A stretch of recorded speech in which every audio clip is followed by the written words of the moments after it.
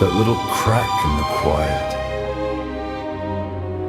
like the house is trying not to scream. Step closer. The dark has something in its teeth tonight, all slick and smiling, waiting for a name to chew on. You thought you came here to watch, how adorable. The lights go out and suddenly you're the only bright thing left in the room. Go on. Pretend these are just words. A little story. A little game. The night pretends with you.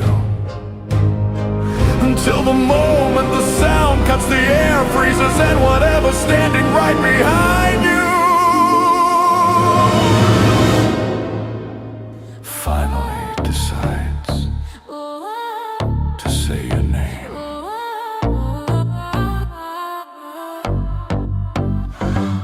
Blue screen glow on my face, scrolling through your little games. Every smile a sugar coat, every word a hidden dose. Thought you were a harmless thrill, pretty lies in every reel. Hit my heart like clickbait scars, now your poison's in my heart. Viral venom in my veins, spread so fast, can't look away. You infect my fragile brain. I like the burn, I hate the pain. Viral venom, say my name. Sweet and toxic, all the same. You're the curse I wanna chase. Viral venom in my veins.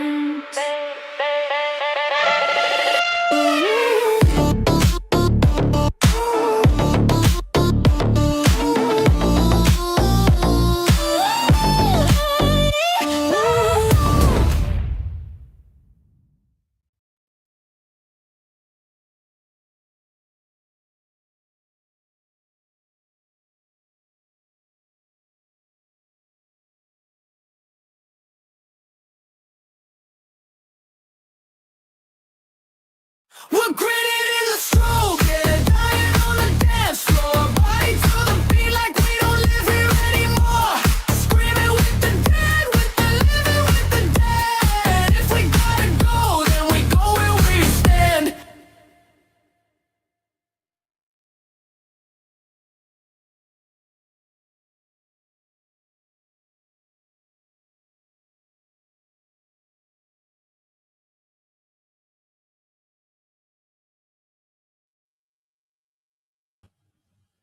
Hey, how's it going?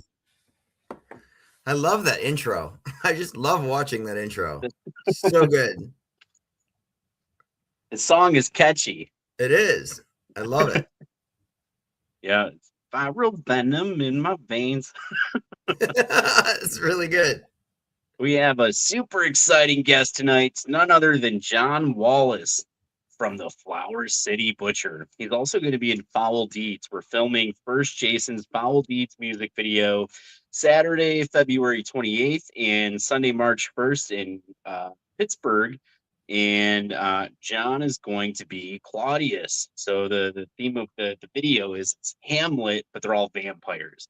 And John is Claudius, the evil uncle of Hamlet. It's going to be a lot of fun.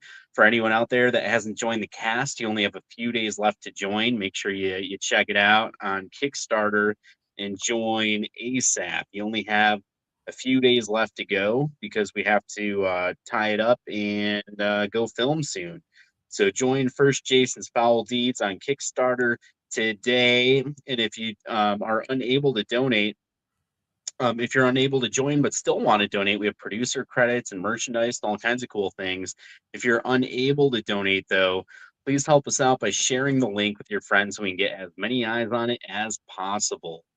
Then, of course, we are filming the Flower City Butcher, which is live on Kickstarter right now. I haven't made a post yet, but thank you so much to everybody out there that's donated to the campaign. The movie's looking great.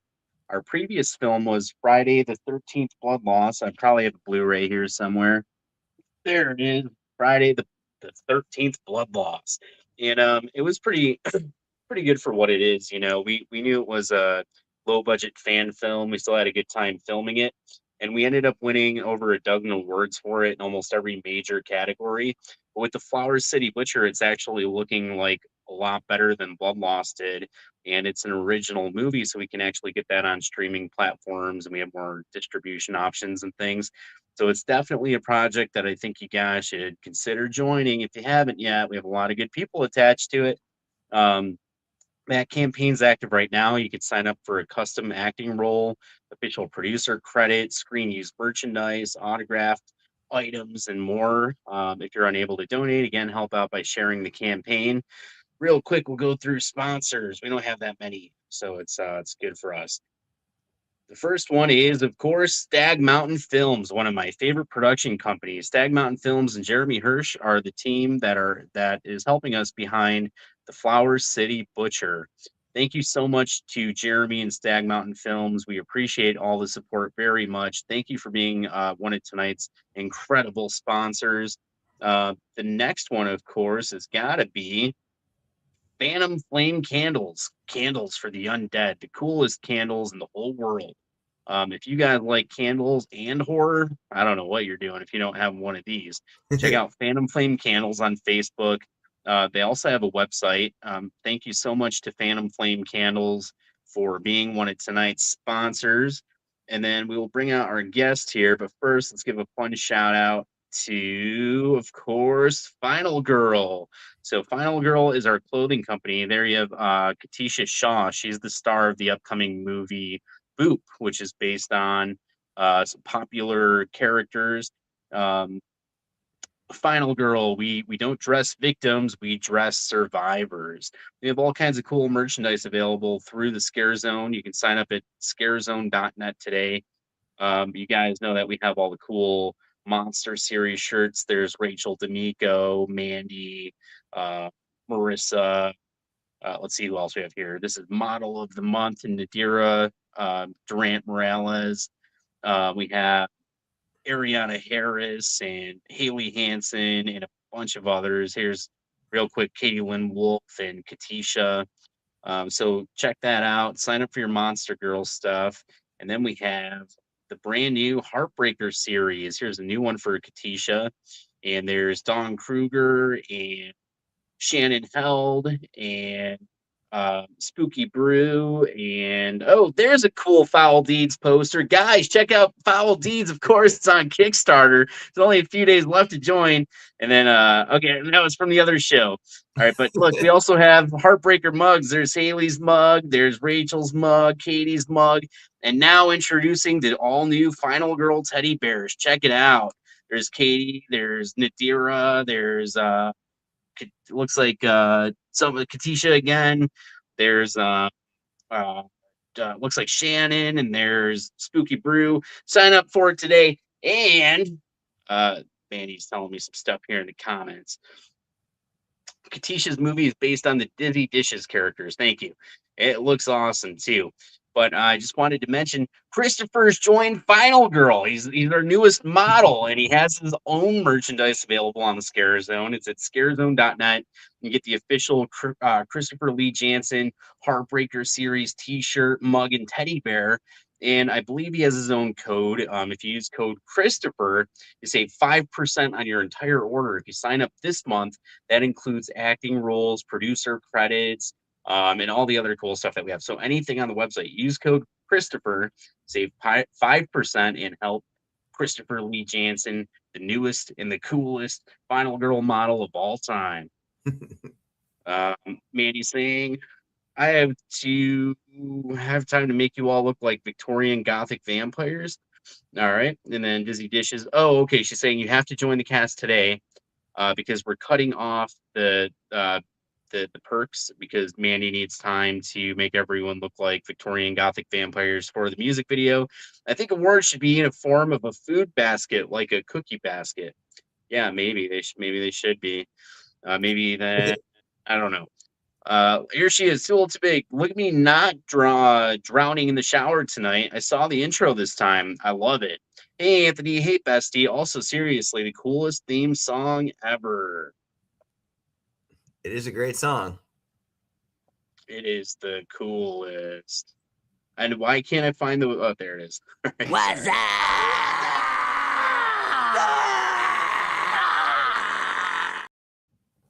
Hello, too old, too big. Uh, too little, too big from Phantom Flame Candles. Thank you so much for tuning in and for being one of tonight's sponsors. Why don't we get our special guest out here, hang out, see what he's up to today, and ask him a bunch of fun questions and do some rankings and have a good time.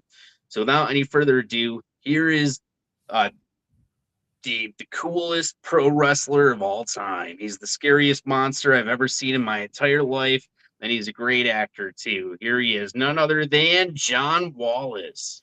Oh my god. What's up, guys? So what is that? What was that mask from? Was that a lucha mask? It is. His name's El Monstro, and he wrestles in Mexico. Too little too big saying that's so awesome. Congratulations on the newest Final Girl. Now I'm gonna have to get some merch. And make sure you use code Christopher because you'll save yourself 5%. So we haven't made an official post for it, but now you guys know the cat's out of the bag. So anyone that's watching Viral Venom, and they all should be anyway, now they have the insight, the exclusive insight that Christopher is our newest model. John, what have you been up to since we saw you last? I did some background work for a show for ABC as a detective, which was cool. Anytime you get to do like a big studio production and see how different studios and different television shows and movies film, you can always everything you do you can use as a learning experience. You can learn what to do and what you don't want to do. And so having done everything from, not that I'm a big actor and I've done a whole bunch of stuff, but I've done quite a bit in the short time that I've been doing this. I've done a little too big. But you can use every experience to learn what to do, what not to do, how to interact with people, how not to interact with people. And so it was a lot of fun. I got to network with a few people who were local actors to North Carolina. And that's the other thing you can do is you can use all these interactions and all these meetings and all the jobs that you do to meet other people that are trying to do what you're doing and go to that next level, do the next thing, maybe get to work on another project with them. And so it was fun. They fed us really good. But it was cool. It was different. No, there wasn't any Little Caesars. Oh, no. I mean, I love working on independent films because you don't have a big studio or a big company like Disney or, Fox, which Fox is owned by Disney now, but pretty soon Disney's going to own everything. But you don't have a big studio looking over your shoulder, to tell you you're doing this right. You're doing this. We don't want that. You've got an independent creator, an independent group of people putting something together, and they get to tell the story they want to tell, how they want to tell it, as opposed to having some big conglomerate that they don't care about the story. They don't care about what you're doing. All they care about is how much money they're going to make when the movie comes out, instead of actually being interested in a story and characters and the people that are involved and what you're trying to do. And so I love independent cinema, love independent roles, love independent theater, all that kind of stuff. I love all that because it's the grassroots base of what, where people come from and how they're going to develop as actors to go on to do the big studio productions. Every one of them started in some kind of low budget movie or, independent movie. Absolutely. So we are independent. We're non-SAG. So some benefits that we have is we don't have to worry so much about okay, it's 12:30. You need to go on your lunch break right now. And if you don't, then we're gonna have to find somebody around here because it's gonna cost us money, and that the whole thing. We kind Oh of yeah. have the freedom to make the movie as we choose to, and the actors are kind of allowed to go along with it or do whatever they want to do. We have people helping out on set. You can't do that on the bigger sets because if you Nope. are an actor and you go and grab a light, they're gonna flip out because then they have to pay you for doing for Yeah. doing Now that. you're getting paid as a gaffer. The gaffer union goes crazy. Yeah. Yeah. All of that. So, real quick, we got a couple people in the comments here. Kurt Douglas says, "Hi, Anthony." What's up?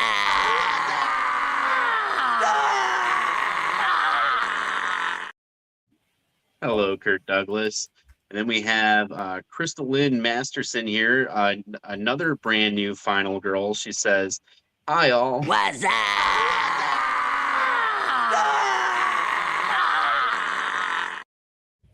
Hello, Crystal Lynn Masterson from Final Girl. So, let's see, I just don't want to miss anything. Mandy's here saying hi to John, and Too Little Too Big was saying hi to John. All right, so John, you've done some indie stuff. You're working on bigger sets now.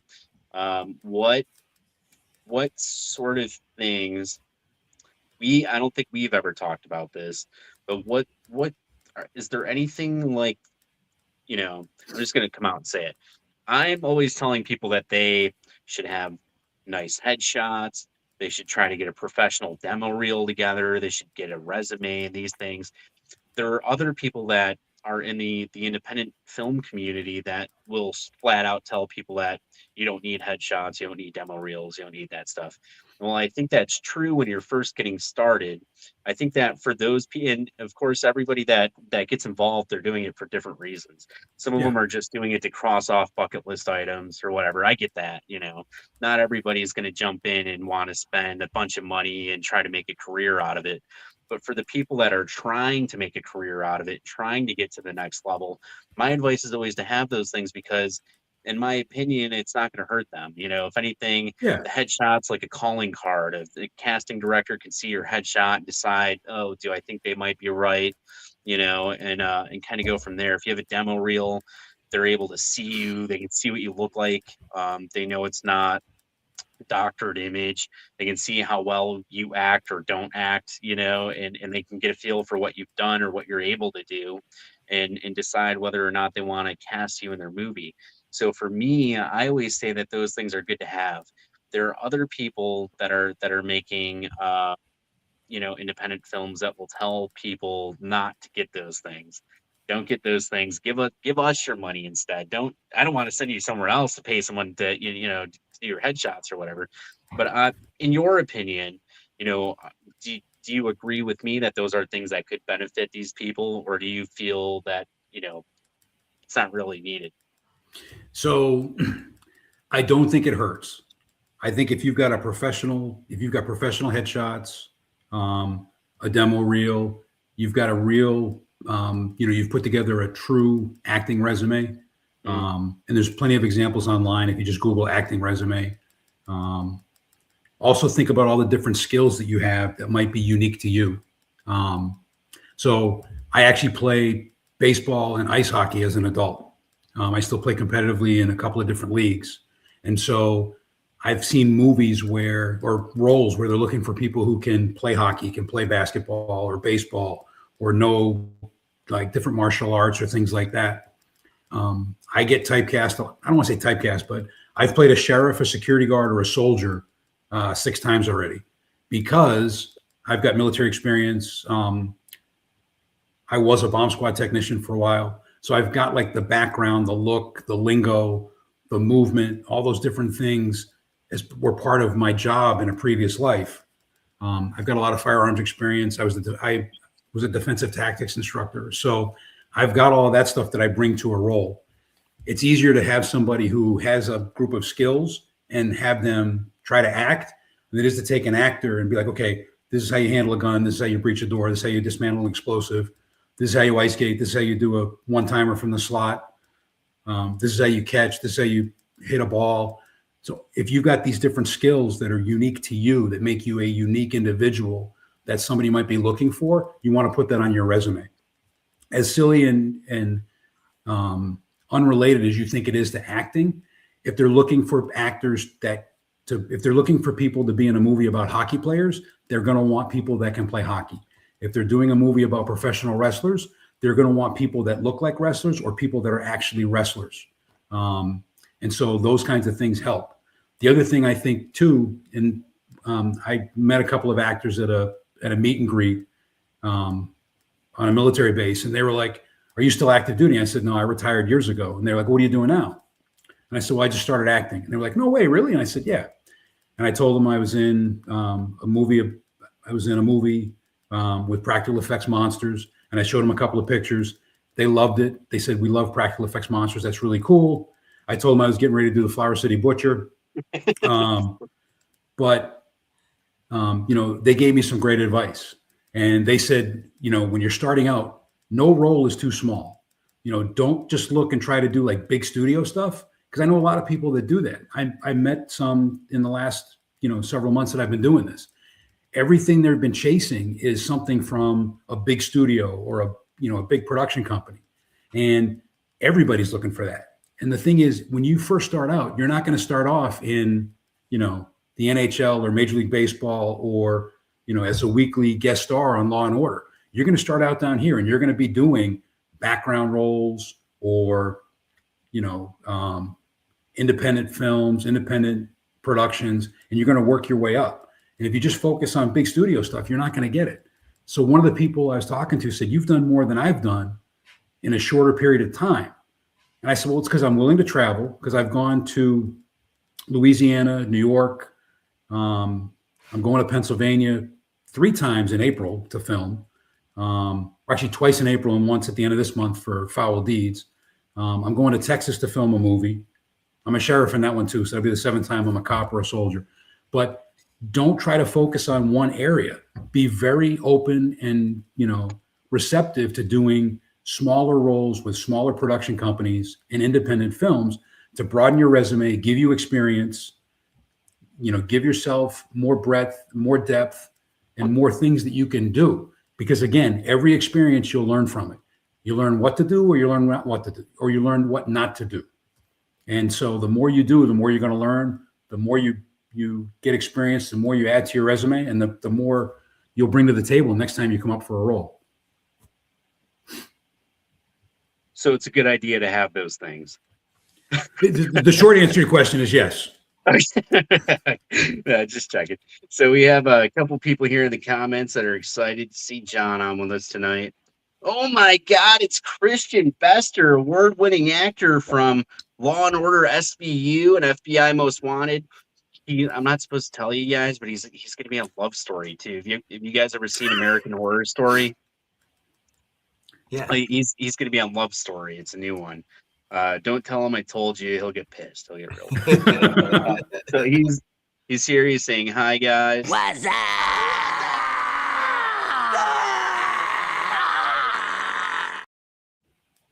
Christian was Jason Voorhees in Blood Loss. He was also John Hawthorne. And then he appears in the Flower City Butcher as Andrew, the killer. Spoiler alert, he's the killer in this one. And he actually won a Best Actor award from one of the festivals for John Hawthorne, Jason Voorhees, kind of dual role. He's leaving comments here about headshots. So he's saying, "You'll never get an agent or get seen by a casting office if you don't have headshots in a reel. If you don't have footage, you use a dramatic and comedic self-tape monologue. Better to have something than nothing." So yeah, if you guys don't have a reel, which if you're just starting out, you're not going to have a demo reel. So the best, and he's correcting his spelling here. He wants everyone to know he can spell. He's sick right now, so I know he can spell. Trust me. So yeah, if you're just starting out, and you don't have a demo reel, the best thing you could do for yourself is to film like some monologues, pick some scenes from some different movies that you like, and film, do a self-tape, and that way you have something that you can show these guys where they can watch it, see you, they hear what you sound like and see what you look like, and that's the best way to go, I think. Too Old to Big says big productions are cool to watch, but I feel like watching independent films feel more authentic and the story hits different. Can you tell us how it feels to film on each type of set, vibe wise?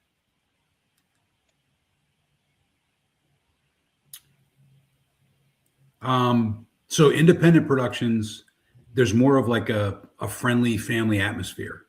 And I don't, when I say that, I don't mean like you can bring your kids to the movie. I mean, um, like Anthony had mentioned, you can end up as an actor, you can end up doing stuff to help the production assistants, the camera guy, the sound team do different things.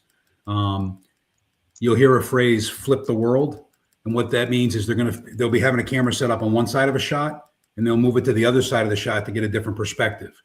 And on a big studio production, when they say "flip the world," the actors get out of the way, and all these production assistants come out of nowhere and move everything around. On an independent production, when they say "flip the world," the actors will start grabbing stuff and moving it because it's not union. And if you don't Right. do it and you stand around and you play around on your phone or you go to grab a snack from the craft table, you're going to be filming to 2 or 3 in the morning. And I've done that. It's not fun. So that's one aspect of it. The other aspect of it is if you're on set with like a big studio production, some of the big actors will not want to be, they don't want to talk to the extras. They don't want to talk to some of the production crew. They don't want to talk to certain people. They'll talk to the director because the director is the one managing the movie and trying to make a movie or make a television show. But on smaller productions, you can have actors or actresses who they will talk to everybody. They will interact with everybody. And not every big time actor is like that, but a lot of them are. Some of them, though, I was doing a movie and I was walking around. It was like middle school lunch.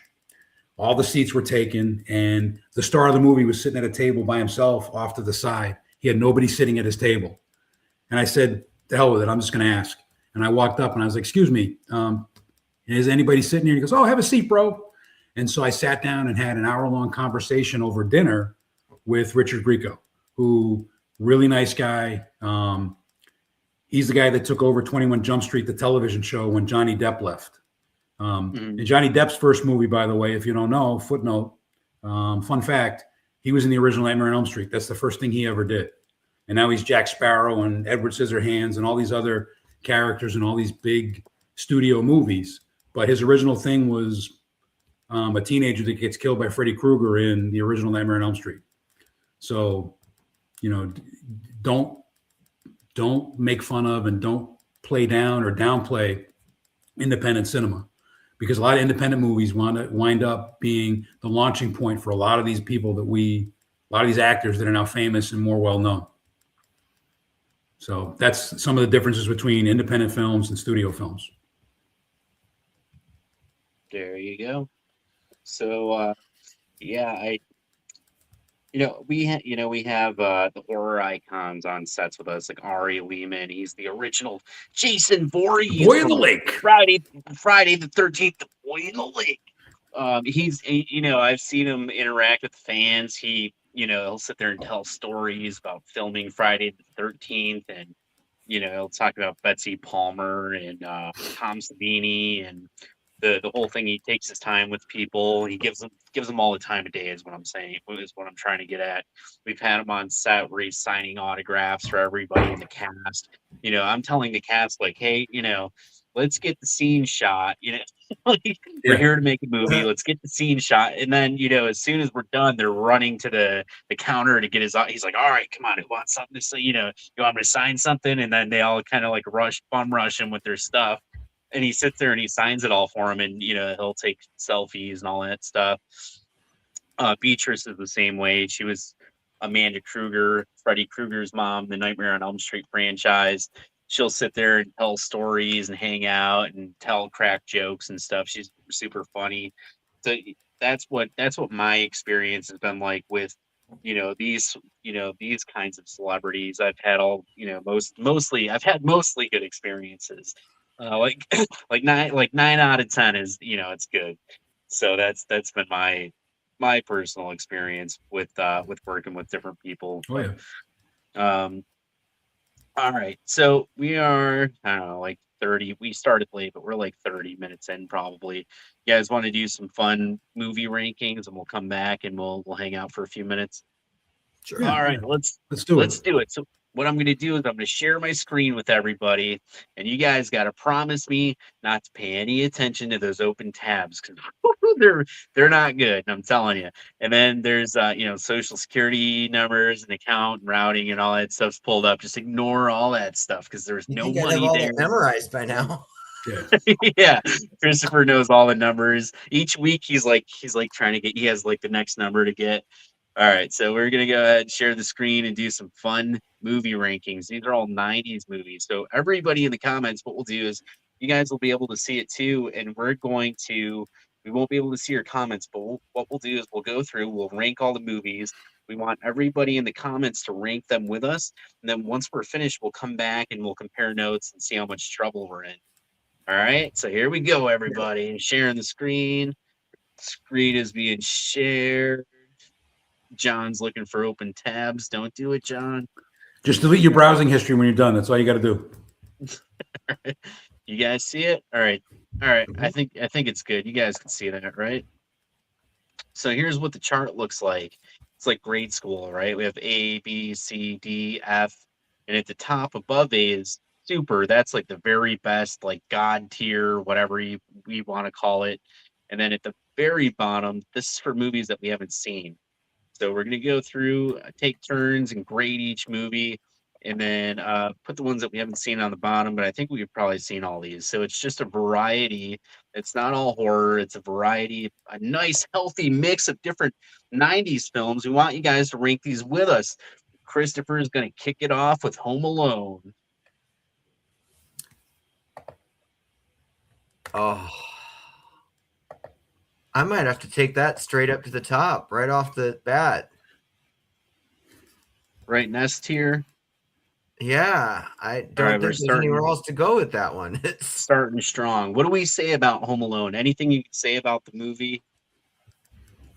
Is this based on personal preference, cultural impact, or what do you think? all of the above. I think it just stands alone by itself. I mean, there's nothing else really like it. Yeah, they did other things. I know there's one they did They did using Home Alone dogs, a too. similar idea that came later, but this just like stands out to me all on its own Yeah. as Yeah, it's and like the acting was just incredible all the way around. I can't imagine one single role being done differently in that movie. They're just so good. Would it be fun if somebody did like Star Wars Home Alone, where it's like they're aliens in space and he's like trying to keep the aliens out or something? Or is that That would be corny? fun. I'm always down for aliens. Depends on how they do it, maybe. No, right. Okay, John Wallace, you have Jurassic Park.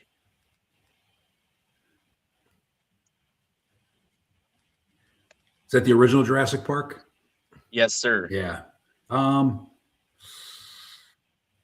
I do like the Jurassic Park series, but I would give it a B. B, okay. What can we say about Jurassic Park? So one of the big things with Jurassic Park was it was one of the first movies to use CGI to do the dinosaurs, in conjunction with some real practical effects with some of the bigger dinosaurs they had that weren't moving. So the combination of all the different elements of special effects to make a movie, practical effects, the CGI, acting in front of a green screen, miniatures, because they did use some miniatures in this movie. You know, it kind of, if you're an effects person and you like watching movies for the effects and not the story, but actually what the visual appeal of the movie is, Right. this is a great movie to watch because of everything that was done for this movie. All righty. I got Matilda, and everybody loves Matilda. I don't know if it sits on the same level though as Home Alone and Jurassic Park. I don't know where to put it. I'd probably put it in B, but I'd put it after Jurassic Park. What do you guys think? I've actually never seen it. I think it's one of the movies that people from the 90s think of with like fond memories, but I don't know if like in the I don't know if in pop culture if it really stands up to Jurassic Park and Home Alone. I don't know. Those are two big ones. Well, it's a movie. If you remember, if you were a kid in the '90s, you saw it and you liked it. But like Right. Jurassic Park has spawned multiple sequels. They're still making sequels now. They've got theme Right. parks in Florida that are themed after Jurassic Park and dinosaurs and everything. And Home Alone, they made a couple sequels. They've called back to it in Super Bowl commercials and different things. And so both of those have. There's also some funny stuff on Robot Chicken featuring like the Home Alone theme. So they've had like they've stayed with us culturally and and influentially over the years. Whereas a lot of people don't talk about Matilda or remember Matilda. Sounds like we might need a Matilda reboot, like soft reboot. She's Or they could grown do a up, horror. she's taking care of the new kid. A horror They could do a version. horror reboot of Matilda. Yeah, there we go. We have to just wait like another 30 years, then we can get it. It'll be in the public domain. All right. So now I have who did that one? Me. So Christopher, you have Hercules. Pull the lever, Grunk. I actually really like this. I can't compare it to Matilda at all because that I haven't seen. I don't want to put this higher or lower than Jurassic Park, so I guess I'd have to put it in B, and I'll go after Jurassic Park. All right. What do you like about it? Well, I haven't seen a lot of animated movies, to be very honest with you, but this is one that I feel got my attention and kept me interested. Like I was invested in what was happening and wanted to see where this was going. I thought it was actually interesting to follow. The characters were interesting. I just thought it was well done. Yeah, I love it. I tried to get Mandy to sit there and watch it with me a few months ago, and she I couldn't get her to sit there and watch it. I like the movie though. It's got, I mean, the animation was done well. The voice actors do a good job. The animation's good, and I just have fun with the movie. And I have fond memories of it because when I was younger, it came out when I was younger. So I remember like McDonald's had the toys like Pain and Panic and all of them. So that was pretty cool. All right, so now we got John Wallace. You have Alien 3. I'm going to throw something out about Hercules before I talk Yeah, about go Alien ahead. 3. Yeah. So my wife and I do we go down to Disney World in Florida multiple times a year and run some of the races they have down there. And one year we ran the 10K dressed up as Hercules and who's the girl that he likes in Hercules? No, I don't know. I know what she You just looks talked about like. how much you love the movie. You don't know her name? I don't know her name. I dressed up as Hercules, no padded muscles. It was all John Wallace, 100%. And my wife was dressed up as the princess from Hercules. So that's what I wanted to say about Hercules. Nice. All right. I'll send you a Yeah, picture later. You can throw it up on the website. But Alien 3.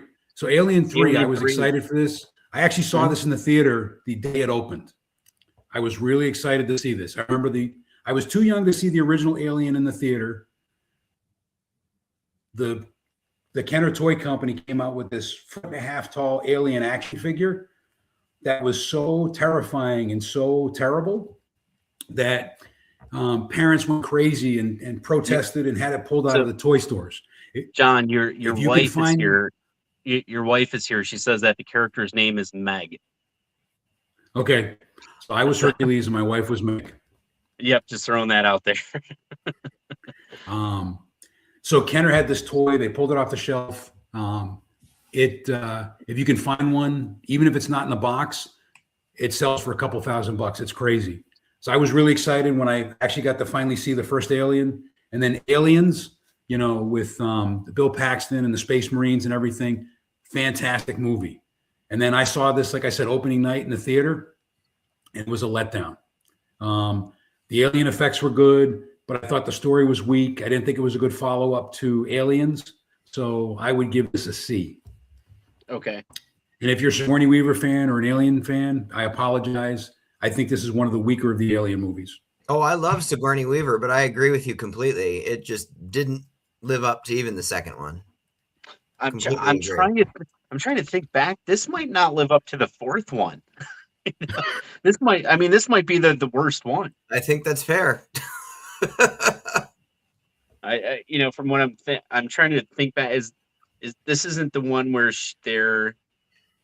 Oh, this is the one where she's kind of like imprisoned or something. They find like Isn't a she a group. clone? Isn't she like a clone or something? Or I thought that was the fourth one. I don't know. She might be a clone in this one. I don't know. It's definitely not the best one. That's for sure. it's hard to top at the end of the second one when she's got the yellow cat power suit on and she's fighting the alien queen and that thing. I mean, it's hard to top that. Very hard to top that. Yeah. So I have Jumanji, and I like Jumanji more than Alien 3, I would say.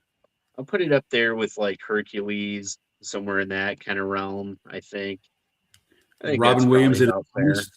Robin Williams acting like a nut running around. It's fun.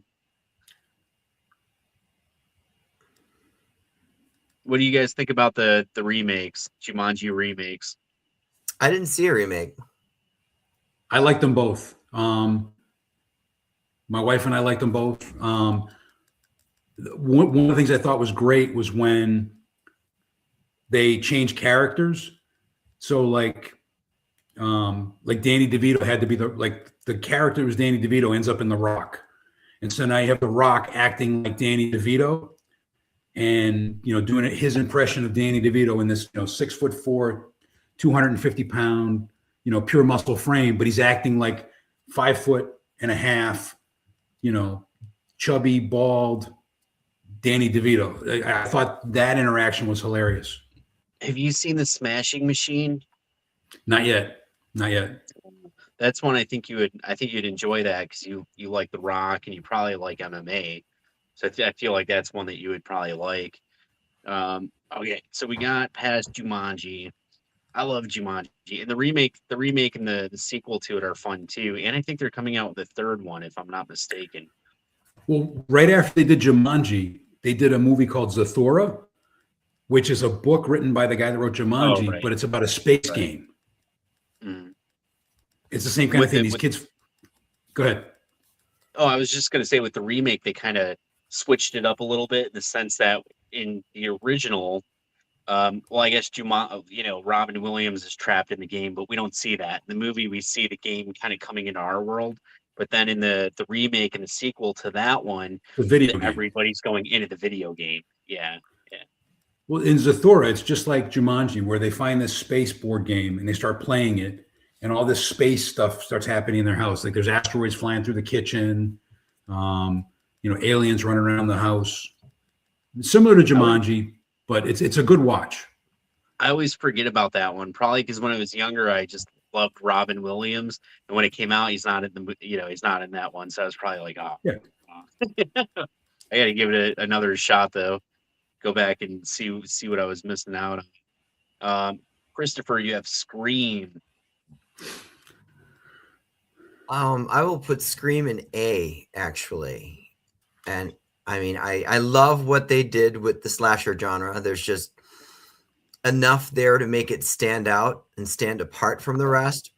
And even when I compare to what's in B, I mean, yeah, I really like Jurassic Park, really like Hercules. I've seen both of those maybe 2 times. Scream I've watched over and over again, so I have to put it higher. Oh, yeah. I've probably seen Scream. I'm sure I've seen Scream way more than any of these other movies. And that it's cool how they like advertise Drew Barrymore. She was like supposed to be like the star of the movie, and they kill her off in the first few minutes, and that's fun. Spoilers. Yeah, spoiler alert. Is anyone excited for Scream 7? Oh yeah, I am. John Wallace, you have Star Wars Episode 1, The Phantom Menace. Oh, The Phantom Menace. So I remember seeing this again opening night. The first new Star Wars film from Lucas after Jedi, which came out in 85, I believe.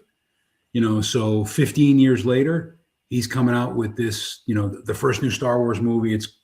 The commercials made it look great. And then you go see it and you get Jar Jar Binks.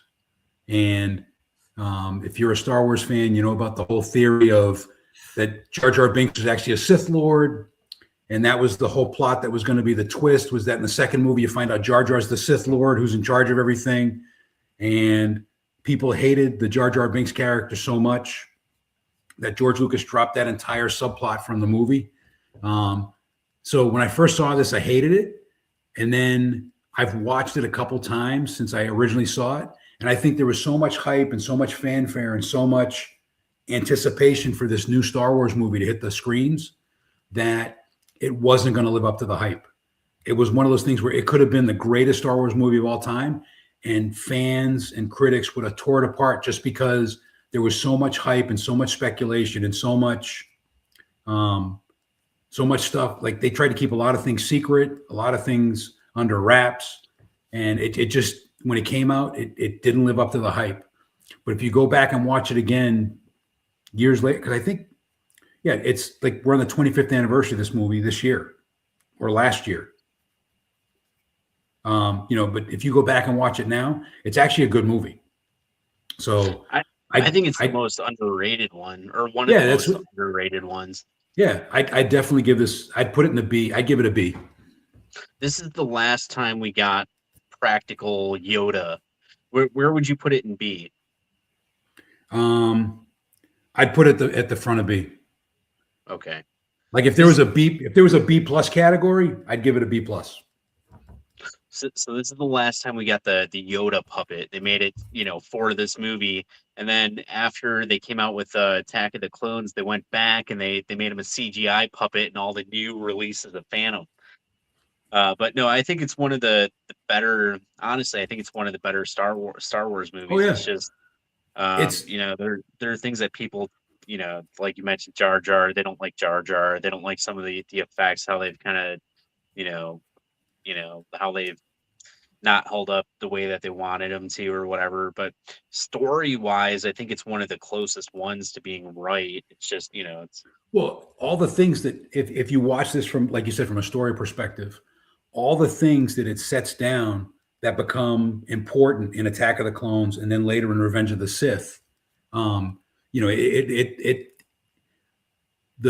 way Lucas weaved this story into the original trilogy and the movies that came after it is really, really good. It's really, really well done.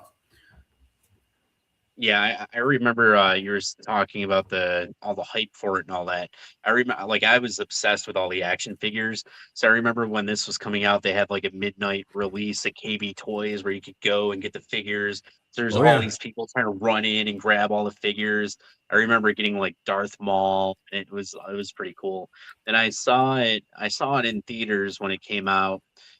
Pretty pumped that I got to see that one. That's one of like the coolest ones I got to see when I was little. So there's that. I remember Taco Bell had like cool toys and they had the drink toppers and all kinds of stuff. Mm-hmm. A movie that's good, if you've never seen it, there's a movie called Fanboys about a group of Star Wars fans. Yeah, that's a great movie. Yeah. All right, so now I think it's on me now, and I have Beauty and the Beast. And this was another one. I mean, I guess if we're gonna put it in the list, we got to put it up here, probably with Hercules or something in here in the mix. I don't know. It might even go. I don't know. I mean, I don't know where it should go. It's tough because these rankings get tough because sometimes I want to put it ahead of some of these, but behind other ones, and I don't know. I think it might deserve to go in A. I mean, it has when you think of Beauty and the Beast, for a lot of people, they just think of this movie. They don't think of like any other version of it.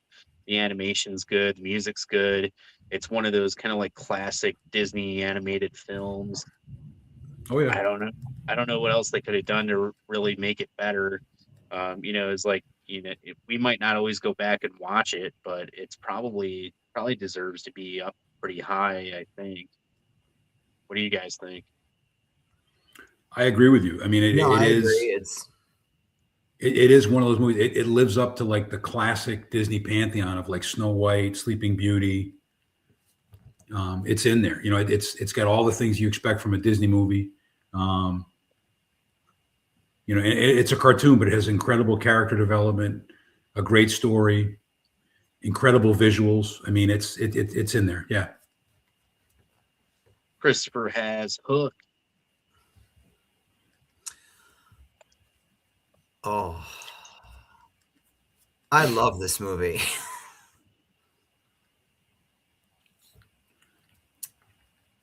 I think I'd put this above everything in B. For me personally, I would put this in A. Where would it go in A? And I'll. Oh, it's hard. I know. It's another great. I'll put it right in the middle. It's another great, Such a good performance by movie. I Robin mean- Williams. It's another great Robin Williams performance. Dustin Hoffman as Captain Hook. I mean, it's I a pretty. love Dustin Hoffman. Yeah, And it's then Such a good movie. the best version of Captain Hook, and then Bob Hoskins is Bob Hoskins. Yeah, yeah, it's awesome. This movie is I love this movie. I'll go and watch it like every couple months just to see like the sets, like the freaking set designs and all Yeah. that stuff. It's so good, man. When they were filming it, they would have people just, like celebrities just showing up on set to kind of like see it and everything. Yeah, I would think it's this movie would have awesome, been a man. lot of fun to make. I would have think they would have had a lot of fun making this. I love it. I love it.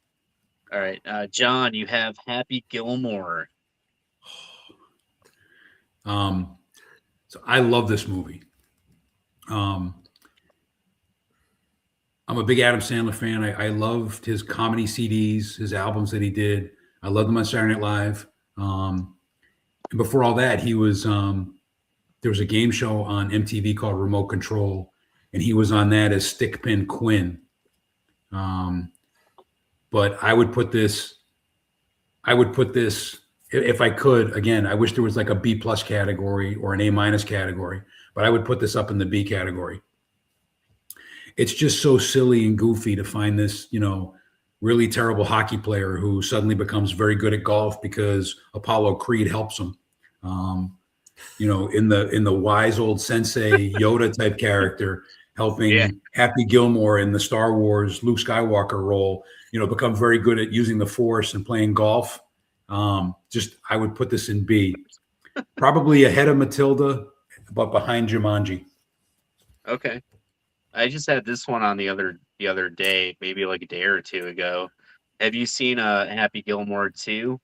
I did. I There's haven't. actually a lot of pro wrestlers in that movie, which was funny. So you liked it? Oh yeah, I thought the sequel was really good. Christopher, I mean, it's worth a watch, if you get a couple hours to check it out. Oh, I'd like to see it. I love the first one. I thought the first one was great.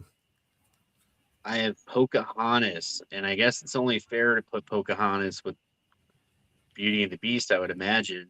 It's kind of like in that same realm of, and all of these are kind of like in the mix, like Hercules, Beauty and the Beast, Pocahontas, Snow White, 101 Dalmatians. They're all kind of like in the same realm, I think. Everything seem we've about graded fair. is C or above. We've got nothing in the bottom categories. They had to make bad movies in the 90s. We just haven't seen them yet. Well, I mean, we could bring Alien 3. No, I'm just kidding.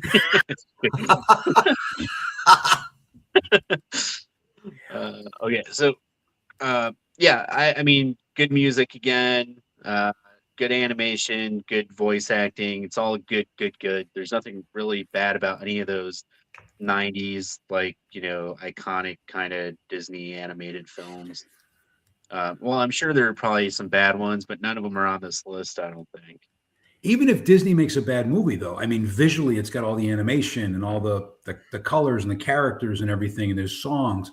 Even if it's bad, there's still redeeming qualities and things that are entertaining and fun about it. Yeah. Right. I agree. Christopher, you have Edward Scissorhands. This is really a hard list. There's a lot of really good movies on here.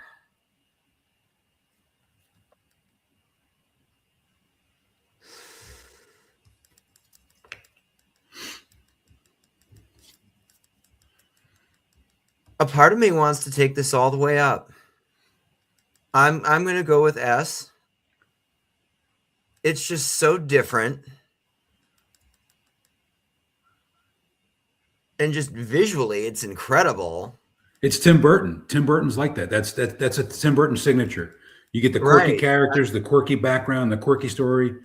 Everything just kind of melds together in this weird mythical kind of universe thing that, goth kids like, weirdo kids like. Yeah, I would put this up there as well. Yeah, I think it has to be an S. I'll say. I'm even going to say before Home Alone. I just watched both of those like, a month ago. I watch some movies sometimes, So I just recently saw Edward Scissorhands, and it's still the same, like it hasn't aged poorly at all. It's aged great. It's It's a so great good. movie. Yeah, yeah, everything. The set, the costumes, the whole thing is fun. Some of it, I mean, some of it doesn't make sense. It's got freaking knives for hands, but when you go into, when you put the movie on, you're being asked to like, just just suspend that sort of like way of thinking for the sake of having fun watching the movie. So as long as you're able to do that, then it's like, okay, I accept that this guy's got freaking knives for fingers, and I'm not going to think about him using the bathroom or anything like that. So if you can do those things, then it's like, it's fun. So all right, John, you have Tarzan The Disney animated. Tarzan. Yes. So I liked Tarzan when I was a kid, like the live action movies and some of the other things that they did. Uh-huh. I was not as big a fan of the gentler, kinder Disney Tarzan. So I would probably put this in the C category. Okay. Would it be before or after Alien 3? Before. Okay. I have home movies that I would rather watch than watch Alien 3. You have what movies? Home movies. Oh, home movies. Like birthday parties and things. I'd rather watch my Aunt Edna blow out her candles than watch Alien 3 again. All right. I have Aladdin, and Aladdin might as well just go up there with Beauty and the Beast and the other ones. It'd probably go ahead of those, I think. It's tough, but I think I'd probably put it like there, maybe. I don't know. It's hard to say. Maybe I'm not even putting these up high enough. Maybe they should go up higher. I don't know. And I think I probably like Aladdin more than Beauty and the Beast and Pocahontas. But Okay. I mean, the quality is all about the same. It's all relative, I think. Yeah, they should all be close together for sure. All right. Uh, let's see. We're gonna go to Christopher. You have Terminator 2: Judgment Day.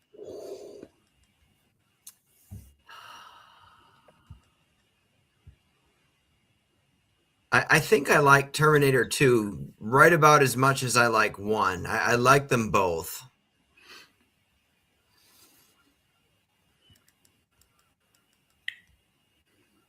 And I think I just about like this more than anything else in B. I'll put it at the top of B. You may have guessed this, but I just recently watched the movie, and it's so good. It's so good. The It is good. cinematography and everything is so good. It's like perfect 80s like camera work and everything. The effects that they did. They used miniatures on this one to do the scene where they like you see the flames like engulfing the playground and stuff.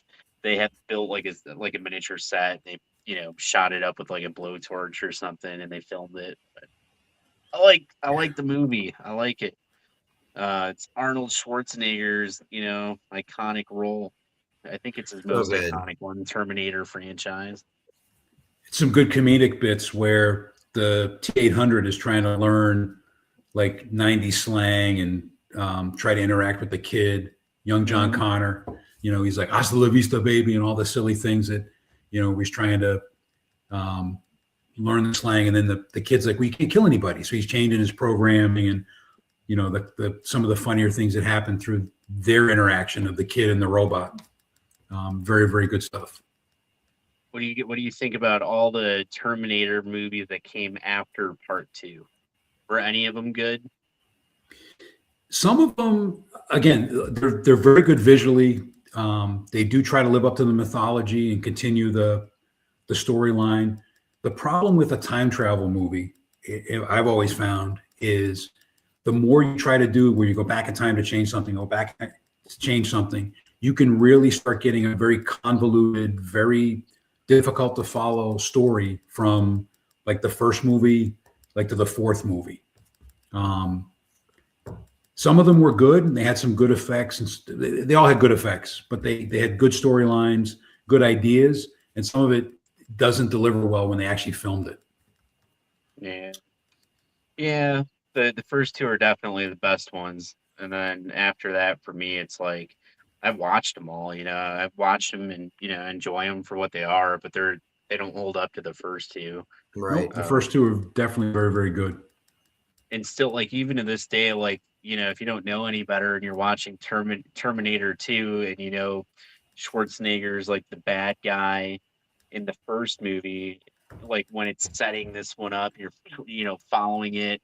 The bad guy's like a cop, so you think he's the good guy, and you know that Schwarzenegger was the bad guy in the last one, so you just assume he's the bad guy in this one. It's pretty fun, like watching it kind of like come together. Well, there's that You swerve. They get you with the swerve, almost like Yeah. M. Night Shyamalan, where surprise, it's not what you thought. So John has Space Jam. So I actually love this movie, the original one, not the remake. I love this one. I'd put it in B. I like the way they did traditional animation and made them interact with real actors like they did in Who Framed Roger Rabbit. I love the scene where Bill Murray shows up and he plays on the Toon Squad. Yeah.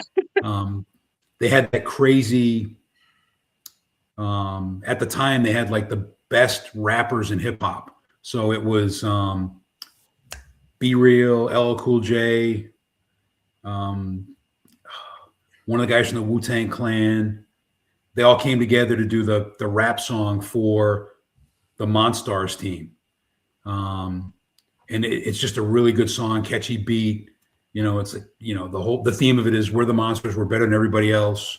But it's just a fun, goofy movie. And it has a lot of guest stars in it, to help carry the movie, but it doesn't need it because it's Bugs Bunny and Michael Jordan. So I definitely put it in B. Where would it Ahead of go? Matilda, but behind Happy Gilmore. All right. This one was in the dollar store a couple of years ago. They had the DVD, so I just bought it. So I got Space Jam on DVD for $1. The best dollar you ever spent. Yeah, it was a good. Yeah, it was good. All right, I have The Matrix. All right, so Matrix. Let's see, where do I put it? It's tough, man. I don't know. In here in this mix somewhere, I think I would rather watch Happy Gilmore. It's probably around here with Space Jam. Right now, I'm feeling good about Space Jam, so I'll put Matrix here. But it's they did a lot of cool things at the time with camera work. They had this system where they had like tons and tons of cameras that they had to use to get all the cool shots of them like floating around and all that stuff. It was pretty innovative for the time. The first Matrix movie is by far the best one in that franchise. The other ones, it's like the second one doesn't live up, and the third one's kind of the same. Then they just came out with another one like a few years ago that we watched, and I was like, man, this thing is not. I didn't love it, But I don't know. What do you guys think? I've only seen it one time. It just wasn't my thing. So, I mean, that's probably about where I'd put it. And when I say it wasn't my thing, it doesn't mean it's a bad movie. It wasn't for me. So I'd leave it there. I love dystopian fiction stories like George Orwell's 1984, Fahrenheit 451, The Handmaid's Tale is it's an excellent book. The first season TV show is an incredible adaptation of the book, much better than the Robert Duvall debacle movie that was made in the 90s.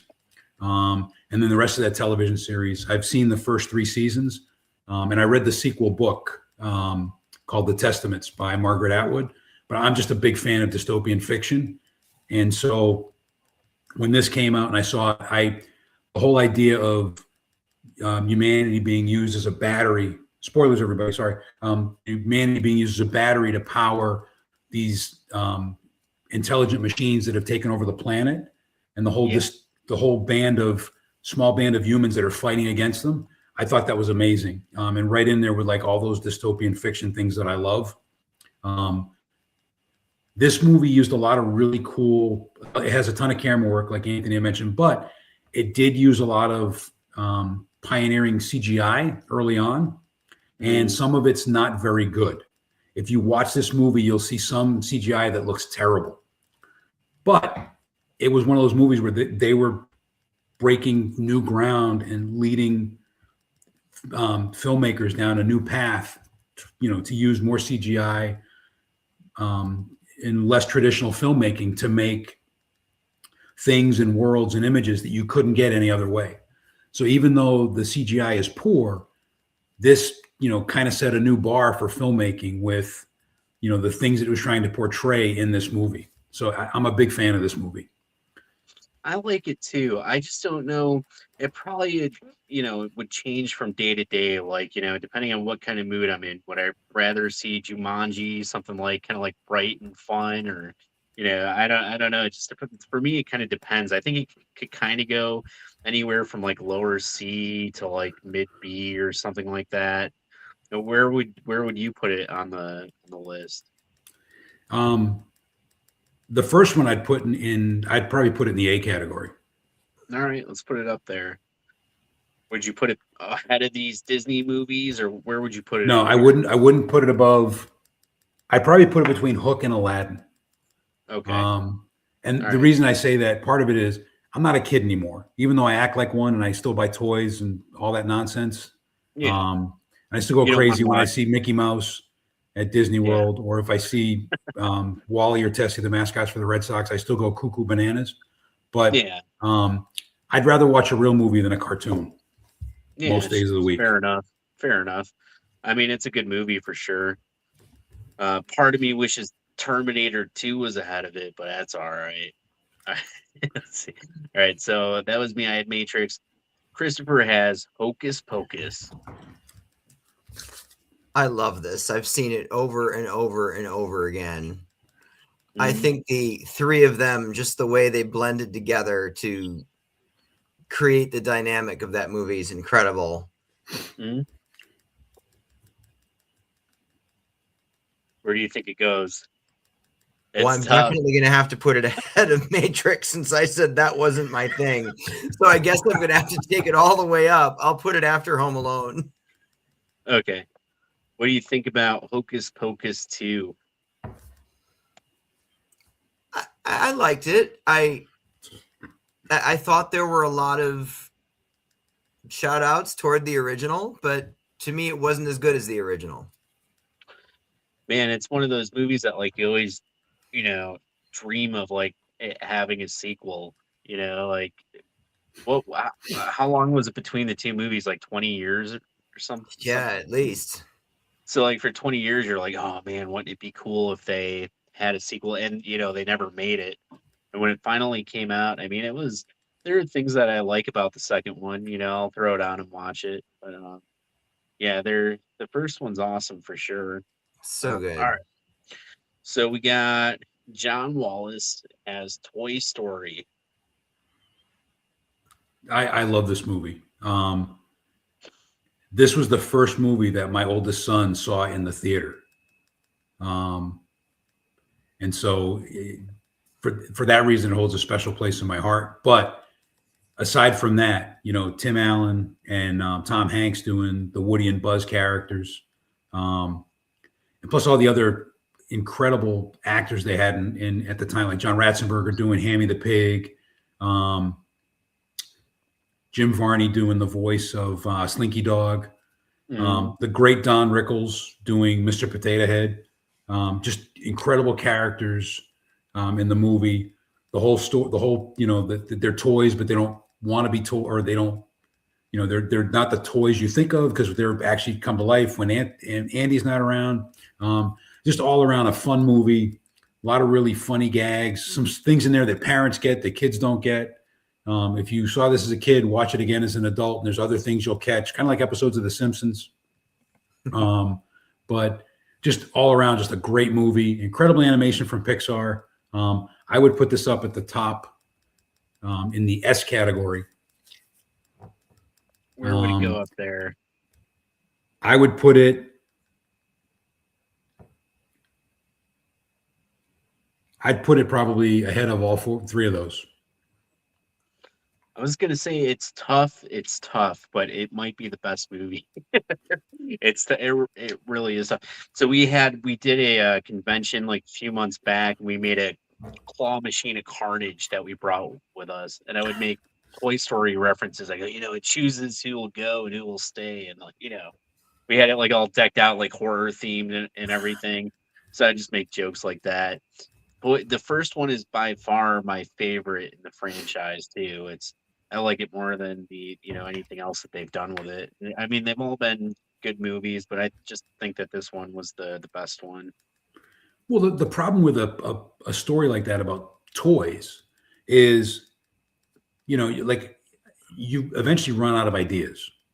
I thought the one where like Andy's going to go off to college and they give his toys to, a new kid, the toys get to continue to be toys. They continue to get to be played with the kid, because that's the whole, like, they didn't want to be left alone. They didn't want to be neglected and forgotten, which all of us can relate to. I thought that was kind of cool and heartwarming and, Disney pulling at your heartstrings. But if you're doing a movie about toys, there's only so much you can do with that movie.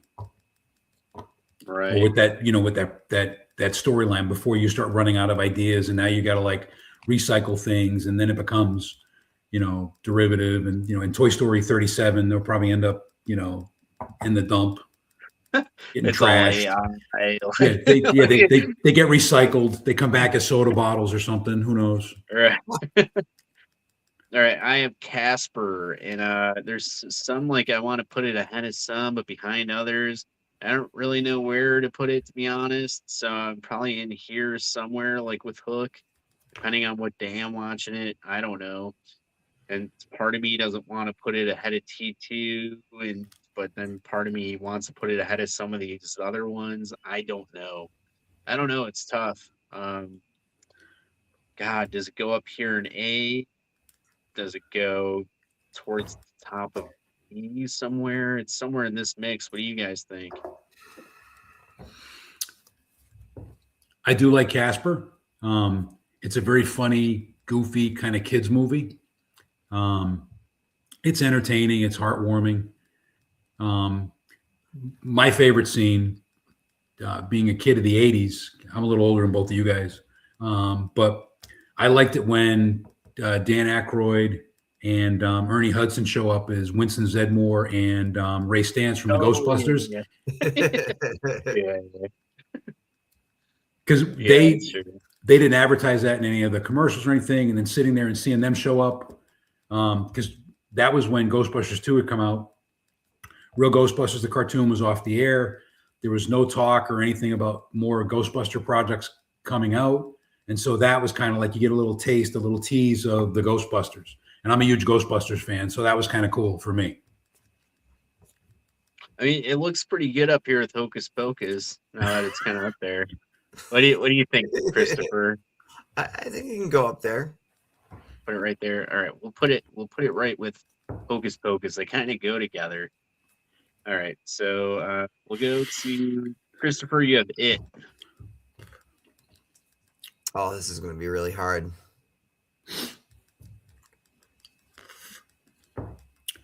I love this movie, and I love Tim Curry. Oh yeah, Tim Curry's an incredible actor. No matter what he does, is just This is the first TV movie we've had, because this was a 2-part TV movie. This wasn't a theatrical movie like the rest of them. This was actually on TV over 2 nights. Right. Because the whole thing is, it's like with commercials, it was like 4 hours long. It was 2 full nights of television. Right. I'm going to put this between Scream and Hook. Okay. The only downfall or low point in this movie is they had blown all their effects budget making the movie, and at the end of it, there's a really cheesy monster. That's the only thing that's the low point of it. But all the acting with both the kids and the adults, because they follow the kids, the group as kids in the first one, and then as adults in the second one, and then you've got Tim Curry running around as Pennywise the clown. All fantastic until you get to the end, and there's that really cheesy monster. Right, I can see that. I mean, I've seen better monsters in trauma movies than that thing. I love a good trauma movie, though. Can't beat a good John trauma has- movie. John has A Nightmare Before Christmas. So this is another Tim Burton movie. And this one's really cool because this is stop motion animation. Yeah. And so this took a long time to film. You moving the model a little bit, taking a picture, moving the model a little bit. Danny Elfman doing the soundtrack, who also did the soundtrack for Batman and a lot of other movies. Edward Scissorhands. Yes, Edward Scissorhands, which is also on this list. He was also in the band Oingo Boingo, which is another great, if you're into music, it's really cool, very kitschy, very offbeat, eclectic type of music. Mhm. But the storyline of this is great. It's one of those things where you argue, like you can get in an argument. Is it a Halloween movie or is it a Christmas movie? But this is a great movie. Again, it's Tim Burton is just phenomenal whenever he sets his mind to doing something. It's why the first two Batman movies with Michael Keaton, Batman and Batman Returns, are great. And then when you throw George Clooney and Val Kilmer in the mix, they kind of go downhill really fast. Yeah. But I would put this up probably in the S category. With these guys somewhere, where would it go up there? I would put it between Home Alone and Hocus Pocus. All right, I think that's probably fair. Because with Home Alone, you get a little bit of Christmassy stuff. And then with Hocus Pocus, you get some spooky stuff. And with Nightmare Before Christmas, you get a little bit of both. I love that we have double Catherine O'Hara up there. I love that. Yes, because she did Sally. Oh yeah. Yeah. And the thing, a lot of people, when she was actually filming her, or when she was recording her voice as Sally, she actually dressed up as Sally. She did. Oh, Yes, she cool. did. I didn't know that. That's pretty cool. Yeah. She actually put on a Sally costume and makeup to look like the character that she was portraying doing the voices. So Tim Burton used to work for Disney before he made The Nightmare Before Christmas. Jack Skellington, his head pops up in Beetlejuice too, but he used to work for Disney like around the time that they made, approximately around the time that they were working on Return to Oz, which is their Disney's first take on The Wizard of Oz. It stars Is it what's her Veruca name? Salt? Is that she in that one? Is that her name? Yeah, I can't pronounce the name. She's right she's now. also in The Craft. The Craft, yeah. So she's Dorothy in the movie, and she's with a different cast of characters for most of it, but one of them is Jack Pumpkinhead, and that's where he came up with Jack Skellington. And in the beginning, it's basically Jack Pumpkinhead, and they set him on fire, and then he's dead. That's pretty cool. But all right. So who is next? Me. I have Liar Liar. It's one where it's fun to go back and watch it. I don't think it's any different from some of these other ones. It's we're at the point where it's like I'd put it ahead of some of them, but not behind. I don't know where to put them, but I definitely think it's one that I could just throw on, and it doesn't matter. Like you don't really have to be in the mood to watch something like that. It just it's a lighthearted kind of fun movie that you could just throw on whenever. And I think it's probably Happy Gilmore is similar to that. Yeah. It's tough to say where exactly it would go. Maybe I'll put it like here or something. It just depends on the day, I think. But what do you guys think? How do you feel about that one? Sometimes you just sometimes you want a movie that doesn't have a lot of plot and a lot of characters and a lot of stuff you have to pay attention to. You've had a long day at work. You just want to sit down and watch something that's going to make you laugh, take your mind off your crappy day. and that's a good movie to do it. Jim Carrey is funny in everything that he does. Very physical comedy. He's got like a rubber face, almost like Plastic Man, where he can contort his face all these different ways, does different voices. And so if you watch a movie like this, it's going to make you laugh. It's going to make you happy. So yeah, it's a good movie for something like that. Just taking your mind off, whatever's troubling you. Good movie for that. Another one that's kind of like that I just saw for the first time in a while was That's My Boy. Have you guys seen that one? Yes. If you haven't seen it, or if you haven't seen it in a while, just go back and watch it. There's some funny stuff in there, that you It's wouldn't. been a while. Yeah, it's Adam Sandler, but there is some like raunchy kind of humor in it, so it's kind of fun. But yeah. All right. So what do we have next? I had Liar Liar. That means Christopher has Anaconda. I've actually never seen this start to finish. I've only seen bits and pieces of it. I don't think I can fairly put that one anywhere without having seen the whole thing. How about John? Where would you put Anaconda? I've only seen it once, and that was years ago. I think Ving Rhames in this one? This is with Ice Cube and Jennifer Lopez. Well, it sounds like you got it because you can even name who's in it. I can't even name who's in it. I couldn't have either. I'm guessing there's a big snake in it. Yeah, there's a big snake in it. It just the list is getting kind of weird, but I'd put it towards like the bottom of B or maybe like the top of C or something like that. But it's like, it's about a giant snake that eats Ice Cube and his friends. But they just came out with a new Anaconda. Is that that's the one with it's got Kevin Hart and Ant-Man. What's his name? This is Jack Black and Paul Rudd. Okay, yeah, Jack. Okay. Yeah, and I don't want to spoil it. Yeah, it's a little bit different. This one's like a comedy, where Anaconda, the original, was kind of like a thriller, I guess. The snakes out there eating people. The new one leads towards the comedy side of things, and it was pretty fun for watch. We saw it at the theater. In Mandy likes to say that I'm Jack Black in the movie and Christian's Paul Rudd. So if you end up watching the movie, that's what they were. Mandy's laughing the whole time, but she's laughing because she says I'm the Jack Black character and Christian's Paul Rudd. So, all right. That was supposed to be Christopher. So we'll give Christopher Forrest Gump. Oh my God. I absolutely love this movie. Oh yeah. I'm going to say after Toy Story, it just doesn't get much better than this for me. Okay. Just Jenny, both of them one of have the Tom greatest Hanks in movie it. villains ever. Horrible. I love to hate on Jenny. Lieutenant Dan. So good. I can just put this on as background noise and no, I can't even say that because every time I try to put it on, I just get sucked into it and I end up watching it. So it can't be background noise. I think it's one that holds up pretty well. I had it on like, I don't know, 3 or 4 months ago, something like that.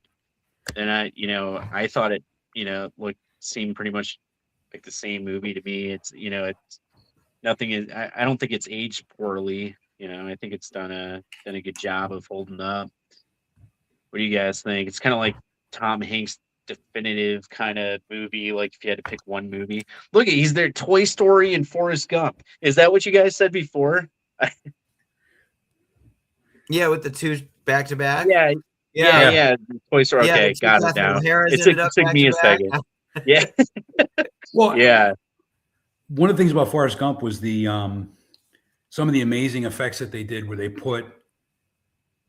put Tom Hanks in original news footage and original archival, movies and stuff, and just made you suspend belief in the world that here's Forrest Gump, Tom Hanks interacting with President Kennedy, President Nixon, President Johnson, just really crazy and amazing things that they did for this movie. Friend of mine, Justin Harvey, if he's watching, but he's probably not. He just went to Universal Studios recently, and they have like the Bubba Gump Shrimp restaurant there where you can Oh order yeah. like all these different kinds of shrimp dinners and things. That's kind of cool. All right. Well, John has The Lion King.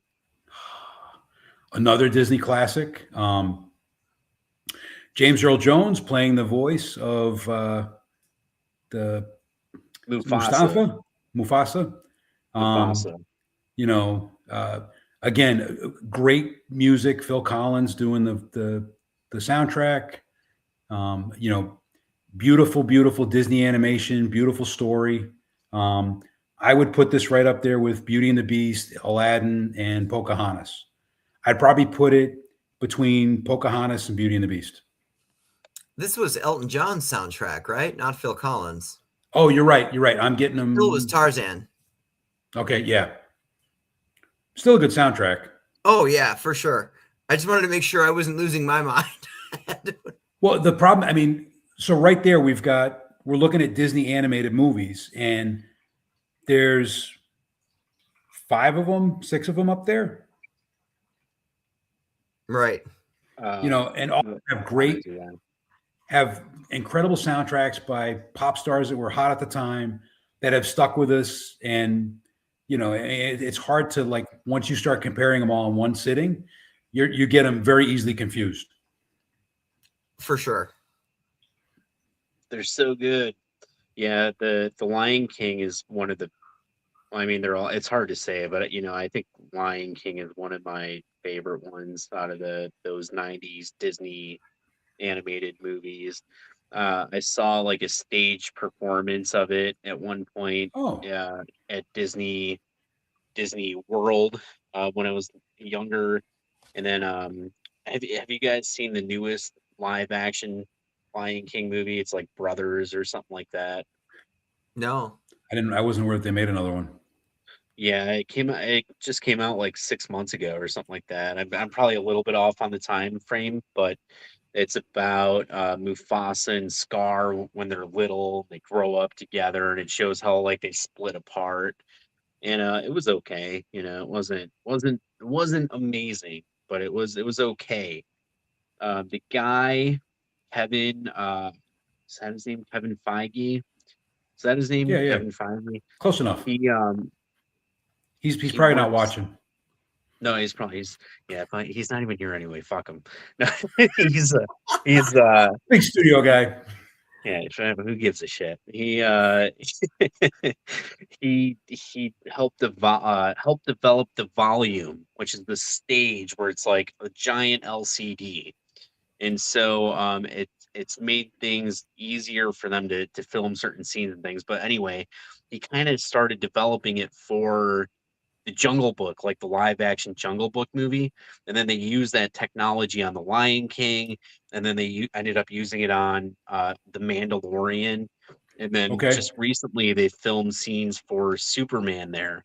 So it's basically like a big room, and like they have this enormous LCD where they can change the background. So if you need, maybe it's 9 o'clock at night and they need to make it look like it's 4 o'clock in the afternoon, you just throw up whatever background you want, they shoot it right there. It's all indoors so they can control the audio Oh yeah. and set up fans or whatever they want. It's pretty cool, but it was kind of developed for the live action Disney movies, and now it's kind of like taken off. It's pretty cool. All right, I think I'm up, and I have Halloween 6, which I'm going to be honest, it's my least favorite Halloween movie out of all of them. I don't, it's my least favorite. This is one where they have two different versions of it that people like. One's like, I don't know, one's like the movie theater version or whatever. Then there's like a producer cut, which is slightly different. Someone gets killed in a different way. There's different things going on with the family. I don't like any of them. I honestly don't. The Mask is the only thing that I would give.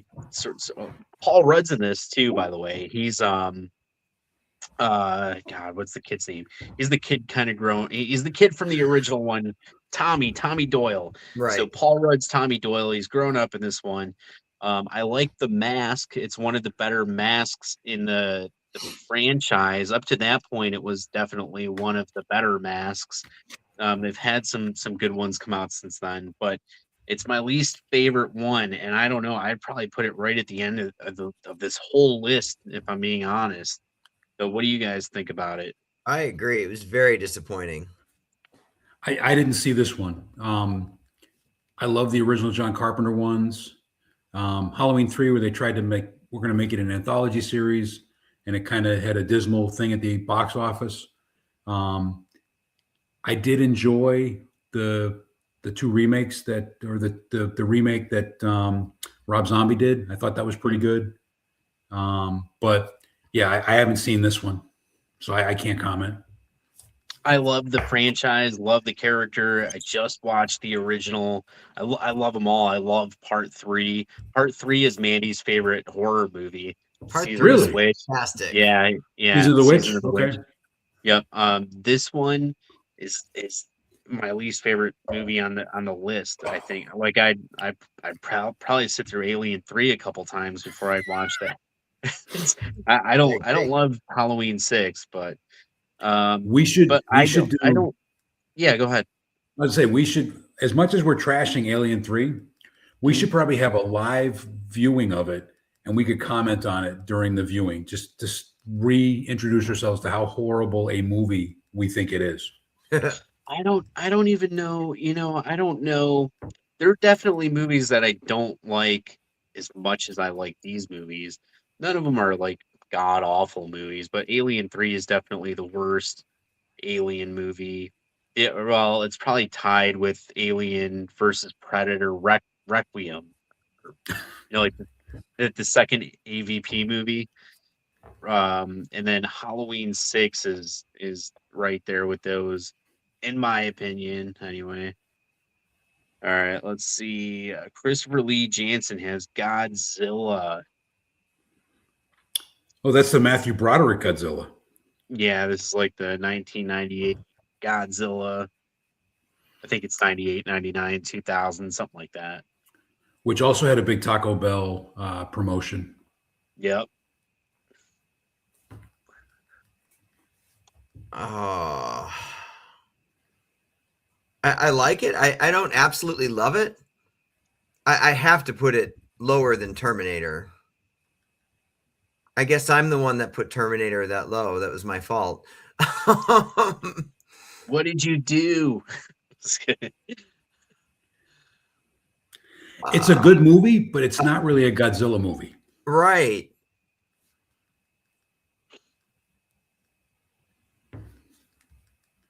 Also,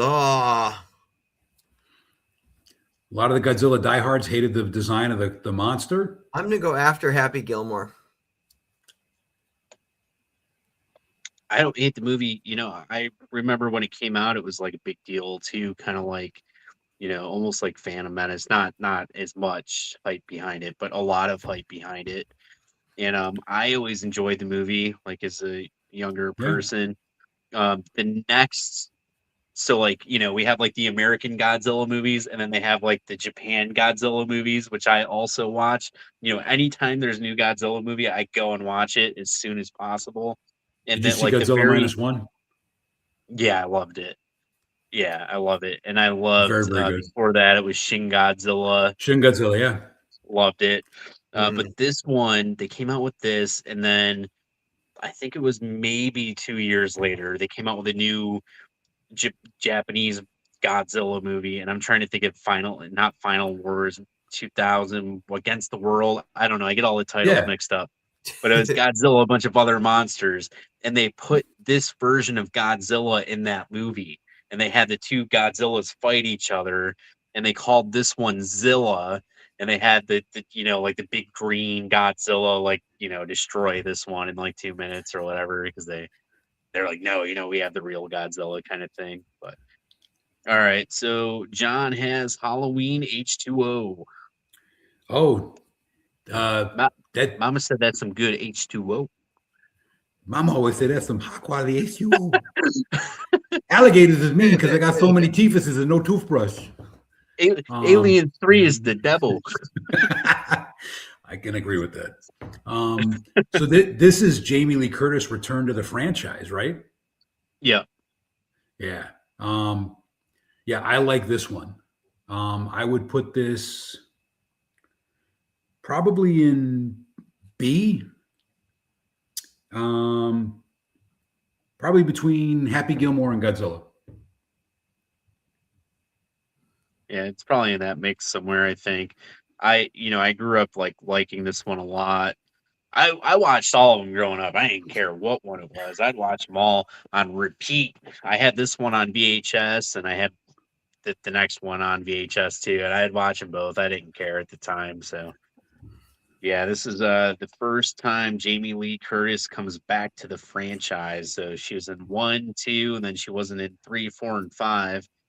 Well, maybe archive footage in 3. I don't know, but she wasn't in 4 and 5. Then she came back for this one. Oh, she wasn't in 6 either. But I pretend like 6 doesn't exist. So. You're right. All right, so I think it's back on me, and I have the Lost World, and I don't know where to put it. Honestly, I'd probably put it low, though. I'd probably put it in like down here somewhere with these guys. I don't even know.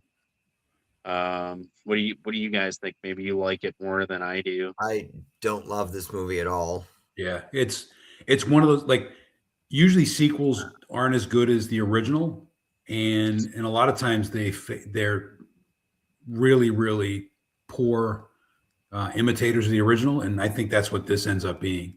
It's not a very good sequel. It doesn't make you want to see the first one. It makes you want to go back and watch the first one again after you see this to remind yourself why you went and spent whatever it was for your movie ticket to see this one. Right. Where would we put it on this list? I'd put it in C, but I'd put it ahead of Alien 3 and behind Tarzan. That's where I would drop it. I think I'm gonna put. I forgot we could do this. I'm gonna put Halloween down here. You know? Oh, look. Then you said, Yeah, we've been focusing on. Oh, okay. We've delved into the D category. yeah, I forgot we could do that. So Lost World, you said between Tarzan and Alien 3. Yeah, that's where I would put it. There we go. All right. And then Christopher, I think this is the 4th Alien.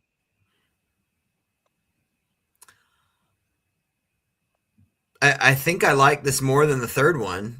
I mean,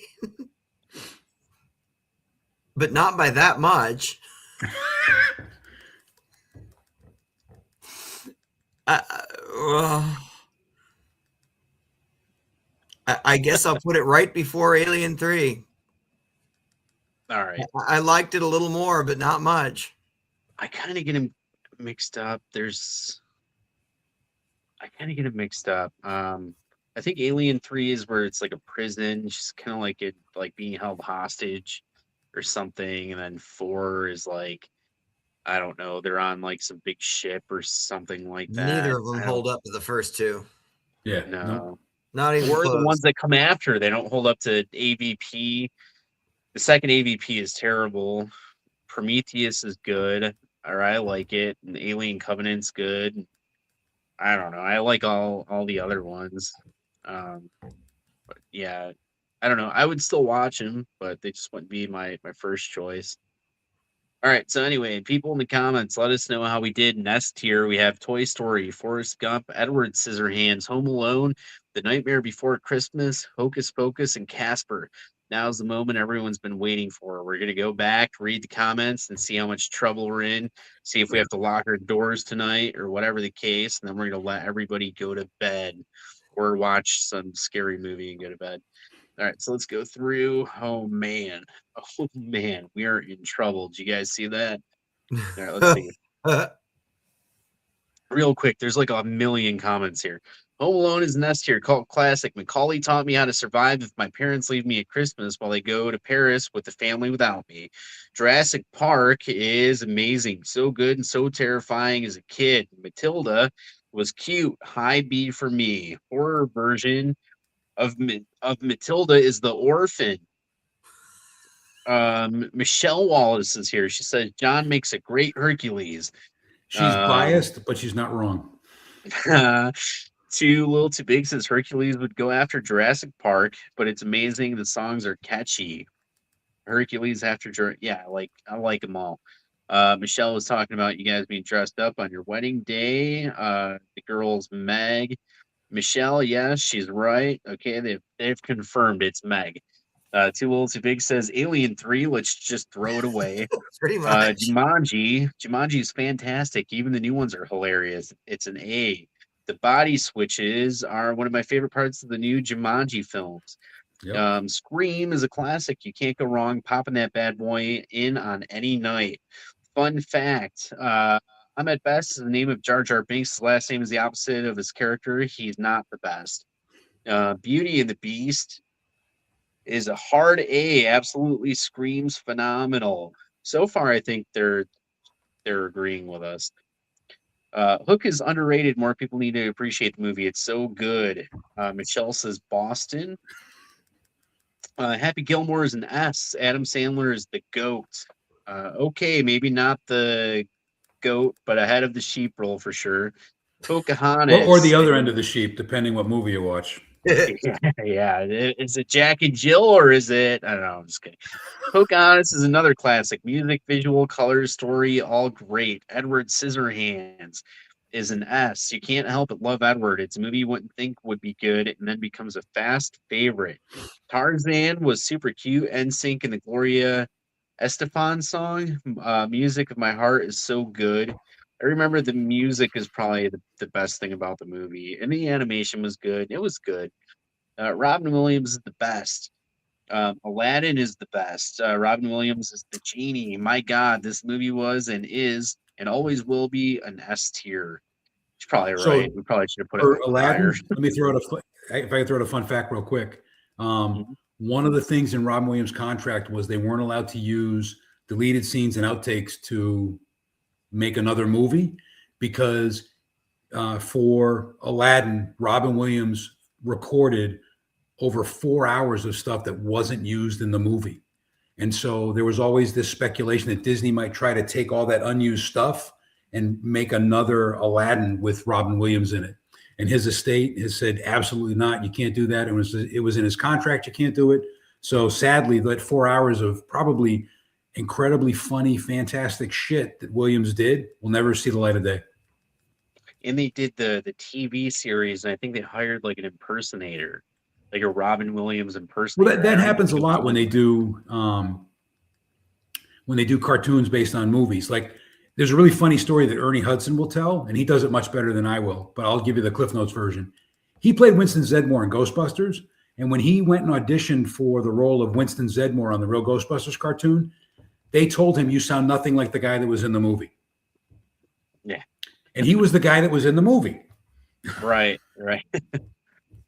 Let's see. I feel like with the Terminator being about time travel, you would think they would have known after 2. It's just us going for the popcorn and high-priced naps.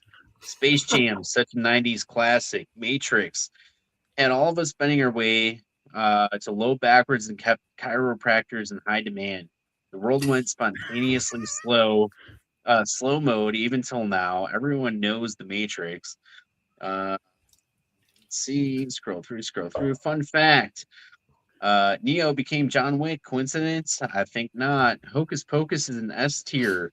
Sanderson sisters are for the win again. Sanderson sisters, I love them. Maybe not as good as the first, but you cannot love the series. You can't not love the series. OMG, Toy Story, to infinity and beyond. It's an S for me. I still yell, Andy's coming. And anyone that falls to the floor is my friend. Normally, it's just me yelling and falling on the floor. Security at Sam's Club does not find it funny. Casper is an S tier. Whispers, can I keep you? God, so good. Bandy says, Scream and Hook sounds like a cool new horror flick. It might be. Too Old to Big. Pennywise, S tier, my all-time favorite. Tim Curry did really good, but Bill Skarsgård is the Pennywise for me. Such a nice guy and so terrifying as it. Nightmare Before Christmas is a year-long S. It's so good, and the merch is awesome also. It brings together 2 of the best holidays perfectly. They sell Nightmare Before Christmas merchandise all year round. It's at freaking Hot Topic and Spencer's and wherever gifts are sold. OMG, Liar Liar is one of my funniest movies. I learned the self Heimlich maneuver real quick watching that. Normally snacks for me when that's on. Is that I learned it watching Miss Doubtfire. You know, I just grab a chair. uh Anaconda was lame. Not sure what they were thinking making that. I'm terrified of snakes. And the scariest thing about that movie is they remade it. I watched it because I love Paul Rudd. Uh Paul Forrest Gump is next here, my lord. We all hated Jenny and quote this movie to this day. Life's like a box of chocolates. You never know what you're gonna get. Lion King is kind of goes to the top. Lion King goes to the top yet again. Another movie soundtrack that when it's played, the world just knows it. Godzilla was pissed when they made Godzilla. Uh, I'm not sure where I would put H2O, but in real life, Jamie Lee Curtis is one of the nicest humans alive. Oop, y'all are not living. Y'all are not loving the dinos. I don't know. The first one maybe could have went higher on the list, but I don't know. Maybe I have to go back and watch the second one again. It's been a while. I admit it's been a while, so maybe that's one I have to go check out again. But thank you guys so much for watching the Flower City Butchers live on Kickstarter. You guys can get involved by donating to the campaign today. Join the cast.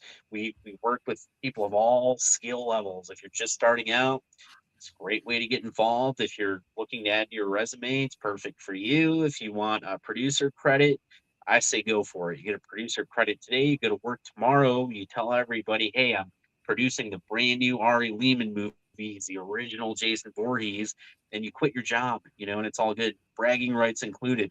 We got custom merchandise, autographed props, and all kinds of other things. There's no reason why you shouldn't get involved. If you're unable to donate, borrow some money. And if you can't, then what you do is you help us out by sharing the campaign link, and that way we can get as many eyes on it as possible. We're going to film Foul Deeds on February 28th and March 1st. It's this is final call to join the cast. You should, if you're able to. We're going to be filming in Pittsburgh. It's going to be the greatest first Jason music video of all time. You don't want to miss out. The song is from their brand new CD. It's called Into the Fray from CDN Records. We'll be staying in a mansion, filming for 2 days. How cool is that? Yep. Final Girl merchandise featuring Christopher Lee Jansen and a bunch of other cool people is now available on the Scare Zone at scarezone.net. Sign up today and use code Christopher to save 5% on your entire order. Now, if you guys have been following us, we have perks there for Killer Pizza. That's going to be our next feature film starring some of horror's greatest icons, including Tom Glenn from Creepshow, Walter Phelan from House of a Thousand Corpses, Nancy Ann Ritter from Scream, Al Burke from Killjoy, and most importantly, John Wallace from the Flower City Butcher. If you guys want to be a part of that, we have all kinds of different perks available on the scarezone.net. Then you can use Christopher's code to save 5% on your entire order. So there's no reason why you shouldn't be getting involved. Thank you guys so much for watching. We're going to be back next Wednesday with a whole bunch of people from the Flower City Butcher, actually, from Michaela LeCoq and Juan Lords and all kinds of different people. There's like 6 people next week or something like that. Probably John again, if we're lucky. Before we go, I should have asked sooner. John, is there anything that you wanted to talk about that we didn't get a chance to talk about? No, I love hanging out with you guys. I love chatting with you guys. I like the free flow that we have whenever I get to join and do this with you guys. And so, just a really great conversation, just really great hanging out with you guys. Good to see you again, Chris. Always a pleasure to see you and chat with you, Andy. So, no, I thought it was great. And if you want me on next week, I'll join. That's, I'm all down. I'm down for it. I was just gonna make a joke and say you heard it here first. He's gonna be back next week. Yeah, he'll probably be back here next week. We have like a whole group of people coming on, so you might as well come hang out again. It's Wednesday night at 9 p.m. Eastern, and we're gonna be on time this time. Next week we're on Rockstar time tonight because we're getting ready to go film Foul Deeds. But next week we're right at 9 p.m. Eastern. Thank you guys so much for watching. Christopher, anything you wanted to throw out there? This coming Monday's Paranormal Playbook, I will be in a haunted location. So Oh, cool. Yeah, there we go. that should be a lot of Paranormal fun. I'm not Playbook. going to reveal where it's going to be, but I'll reveal it Monday. Okay. And Rachel Yeah. has a cool guest lined up for that, so that'll be good. You guys won't want to miss it. Forever Entertainment presents the Paranormal Playbook featuring Christopher Lee Jansen and Rachel Ravensvale. Rachel's also featured on The Cozy Coven tomorrow night at 9 p.m. Eastern. Get her final girl stuff from the Scare Zone using code Rachel to save 5%. Thank you guys so much for watching. Thanks for listening to my rant and having fun and all that stuff. We will see you. We got one more comment here, and it's Mandy, and she's just saying, Anthony. Yeah, it's me. It's me. I'm here every Wednesday night. Oh, she's saying end the podcast. She wants me to go do something with her. That's it. You're banned. You're banned. All right. Thank you guys so much for watching. We'll see you all next time. We appreciate everything. Like, subscribe, turn on notifications. Bye bye.